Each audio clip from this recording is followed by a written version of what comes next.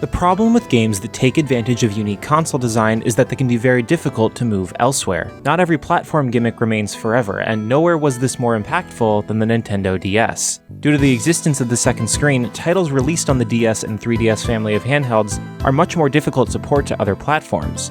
The Etrian Odyssey series is a great example, and it's sad to think that they might be locked to these consoles. However, it seems that developer Atlus has seen a viable concept in remastering some of them for the Switch in the form of the Etrian Odyssey Origins collection. While I was incredibly excited, titles from these consoles, when ported, will often require changes that make them not quite as good as their DS originals, as seen in some of my other favorite titles. I'm looking at you, the combat in The World Ends With You Final Remix, or the implementation of the second screen gimmick in Zero Escape the Nonary Games' version of 999. With this remaster of the first 3 games, would Atlus be able to make Etrian Odyssey viable outside the DS? Before we get into the review, we'd like to thank our Patreon supporters for making this possible. Please take a second to check out patreon.com/noisypixel to support independent game journalism.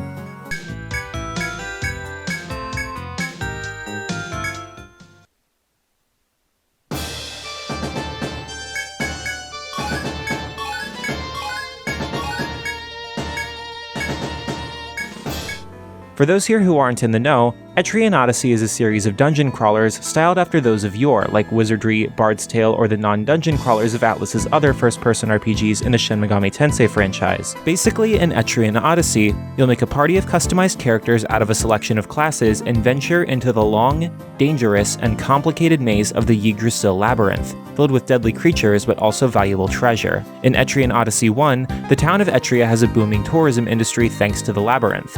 Everyone wants the fame and glory of plundering its depths. In Etrian Odyssey 2, Heroes of Lagard, adventurers have discovered a castle in the sky, and it should be reachable by scaling a Yggdrasil labyrinth. Why is it there, and what secrets does it hold? And in Etrian Odyssey 3, The Drowned City, the city of Armorode was filled with powerful technologies in days long past, but ever since an earthquake, it has been lost to the ocean, and then someone discovered a labyrinth.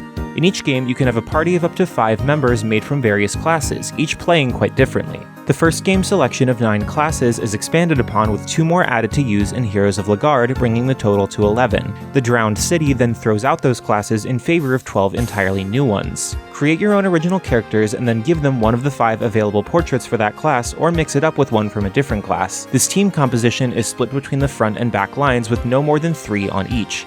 Backline characters will deal reduced melee damage but also take less damage themselves, so there are pros and cons to every single one of your decisions. Ordinarily, there's no way you'd, for example, put a medic on the front line in another dungeon crawler.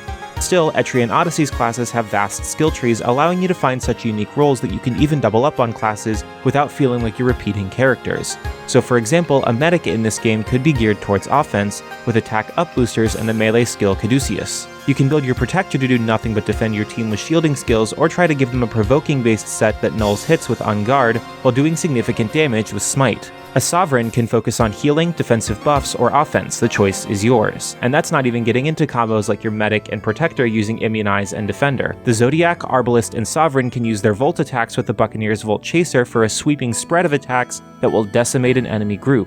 And that's not even getting into the litany of status effects you could and should make use of. Etrian Odyssey has a lot to play around with to create your perfect party, and then the Drowned City adds subclassing, allowing you to further support your character's role with skills from other classes. It's insanely fun, and you'll need it because these games can be rough. The series' main gimmick was that you could use the second Nintendo DS screen to map out the labyrinth as you explore it. Take notes, mark out landmarks, and give it your own special flair. The labyrinth is full of special events you'll need to mark down, like harvestable fruit, materials, resting points, and varied monsters that roam the depths that will spell death for even the most experienced player who hasn't prepared. Obviously, with the DS family of systems out of commission, this isn't naturally feasible in the same way, but there's been some decent modifications to fix this process. The map of the labyrinth can be brought up at any time to take up half the screen, and on the Nintendo Switch it is touchscreen accessible.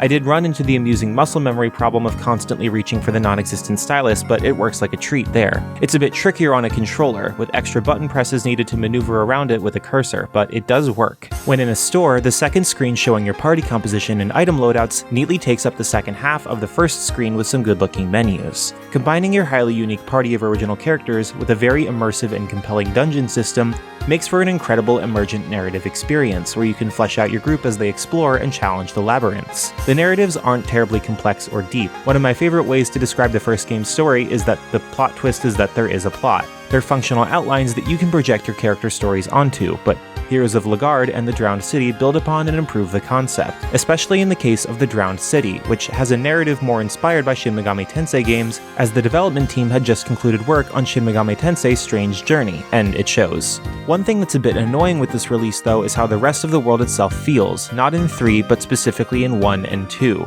It's especially egregious in 1 because Etria is currently going through a huge tourism boom, something very important to the overarching narrative, but it doesn't feel that way. Sure, there are a few shops and some quests, but every quest goes directly through the bartender, and the only people you'll run into in the labyrinth are some of the reused portrait knights and the mayor's bodyguards.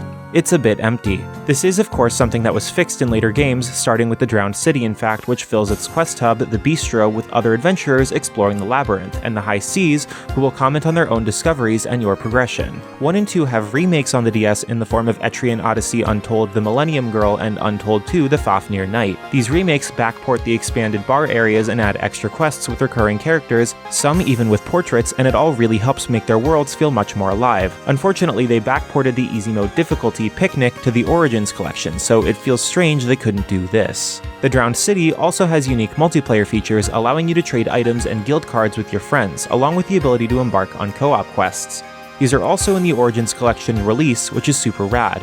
While the co-op wouldn't reappear in future titles, guild cards and trading would continue to show up even in the Untold games, along with new classes, dungeon areas, and grimoire stones. These stones were essentially a method of backporting the subclassing to these games. It made sense for extra dungeons to be missing because this collection is all of the original DS titles in 2D, while Untold is in 3D. However, what's missing are the extra classes, quality of life changing to existing classes, subclassing mechanics, and additional music. These releases are fundamentally identical to the original DS games. This is annoying because as much as I really like these games, I've played their better version already.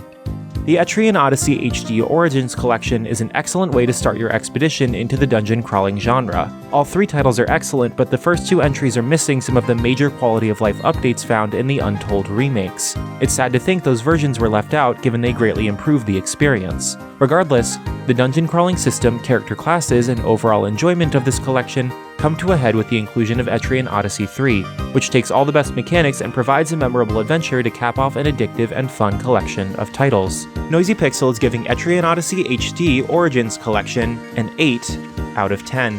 Thanks for watching. This video is brought to you by our supporters on Patreon. Noisy Pixel is run by a group of gamers providing independent gaming coverage through news, reviews, previews, and more. Check out our Patreon to help support our continued growth and subscribe to keep up with all of our future content.